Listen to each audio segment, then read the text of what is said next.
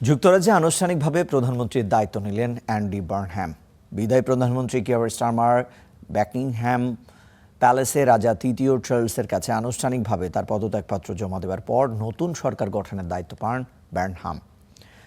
2016 সালে ব্রেক্সিট ভোটের পর গেল এক দশকে সপ্তম ব্রিটিশ প্রধানমন্ত্রী হিসেবে দায়িত্ব নিলেন তিনি। রাজনৈতিক স্থায়িত্ব ও অর্থনৈতিক পরিবর্তনের অঙ্গীকার করেছেন 56 বছর বয়সী এই নেতা। স্থানীয় সময় সোমবার ব্রিটিশ রাজা তৃতীয় চার্লসের সঙ্গে দেখা করে নতুন সরকার গঠনের আনুষ্ঠানিক আমন্ত্রণ পান অ্যান্ডি বার্নহ্যাম। গ্রহণ করেন নতুন প্রধানমন্ত্রীর দায়িত্ব।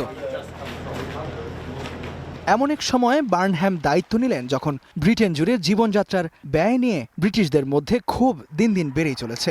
নতুন প্রধানমন্ত্রী হিসেবে ডাউনিং স্ট্রিটে দেওয়া প্রথম ভাষণে তাই স্থিতিশীল অর্থনৈতিক ব্যবস্থার উপরই জোর দিলেন তিনি। বার্নহ্যাম বলেন, ব্রিটেনে আবার স্থিতিশীলতা ফিরিয়ে আনাই হবে তার প্রথম কাজ। দেশের জন্য একটি নতুন রাজনৈতিক ও অর্থনৈতিক মডেল এবং 10 বছরের দীর্ঘমেয়াদী পরিকল্পনা প্রকাশের ঘোষণাও দেন বার্নহ্যাম। আমরা রাজনীতি ও অর্থনীতিতে নতুন মডেল নির্মাণ করব। 1980-এর দশকে ব্রিটেন কিছু ভুল সিদ্ধান্ত নেয়, যাতে রাজনীতি কেন্দ্রীভূত হয়ে উঠেছিল ও অর্থনীতি ব্যক্তি নিয়ন্ত্রণে চলে গিয়েছিল। তাই আমাদের রাজনীতিতে পরিবর্তন আনব, যা একটি সমন্বিত সমস্যা সমাধান প্রক্রিয়া। এবছরের শেষ দিকে আমরা ব্রিটেনের জন্য আগামী 10 বছরের একটি পরিকল্পনা প্রকাশ করব। জীবনযাত্রার ব্যয় কমানো, বাসস্থান সংকট দূর করা, তরুণদের কর্মসংস্থান এবং জনসেবামূলক খাতগুলোকে পুনরায় সরকারের নিয়ন্ত্রণে আনার প্রতিশ্রুতি দিয়েছেন নতুন প্রধানমন্ত্রী। 2024 সালের নির্বাচনে বিশাল সংখ্যাগরিষ্ঠতা নিয়ে ক্ষমতায় আসলেও বিগত 14 বছরের কনজারভেটিভ শাসনের পর দ্রুত পরিবর্তন আনতে না পারায় তীব্র সমালোচনার মুখে পড়েন পদত্যাগী প্রধানমন্ত্রী কিয়ার স্টারমার।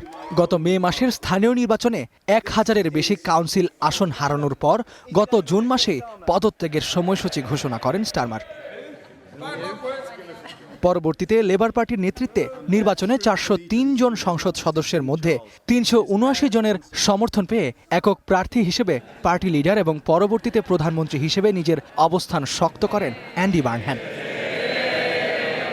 উত্তর ইংল্যান্ডের ল্যাঙ্কাশায়ারের জন্ম নেয়া অ্যান্ডি বার্নহ্যাম পেশায় একজন সাংবাদিক ছিলেন।